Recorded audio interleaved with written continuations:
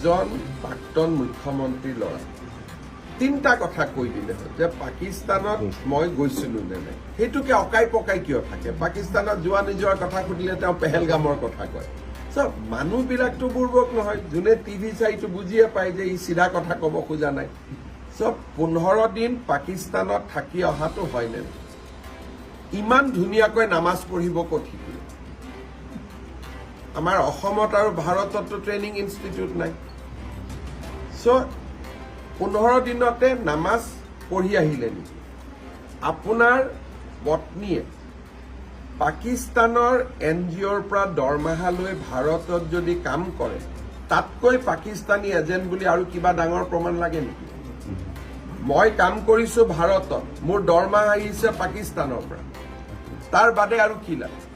লাষ্টত মই ইমান দিন আৰু এটা কথা নোকোৱাকৈ ৰাখিছিলো যে আপোনাৰ পত্নীৰ নাগৰিকত্ব কি আছে কি নাই বাদ দিয়ক আপোনাৰ ল'ৰা আৰু ছোৱালীটোৰ নাগৰিকত্ব কি এই কথাটো আপুনি ৰাইজক ধৰ্ম কি মই পিছত সুধিম মোৰ সন্দেহ আছে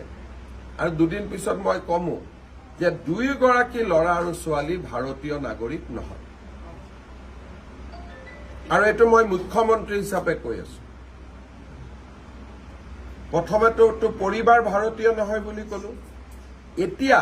তেওঁৰ ল'ৰা আৰু ছোৱালীও মই ভাৰতীয় নাগৰিক নহয় বুলি কৈছো যদি তৰুণ গগৈ নাতিনীয়েক ভাৰতীয় নহয় অসমীয়া নহয়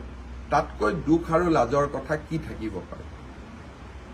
মই এই অভিযোগটো আজি কৰিছো অলপমান মোকো সময় লাগিব প্ৰমাণ আনিবৰ কাৰণে কিন্তু মই কৈছো ৰিক্স লৈ কৈছো কিন্তু প্ৰমাণ ছেপ্টেম্বৰৰ ভিতৰত আহিব আৰু 10 ছেপ্টেম্বৰত মই প্ৰমাণ সহকাৰে দিম আৰু মুখ্যমন্ত্ৰী আসনৰ পৰা মই এটাও অসত্য কথা ক'ব নোৱাৰো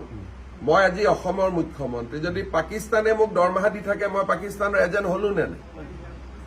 তাতকৈ আৰু কিবা প্ৰমাণ লাগে নেকি নিলজ্জ মানুহে ইয়াতকৈ বেছি প্ৰমাণ খুজিব তেওঁ ওলোটাই কৈছে আপুনি এই কৰিব লাগে না মই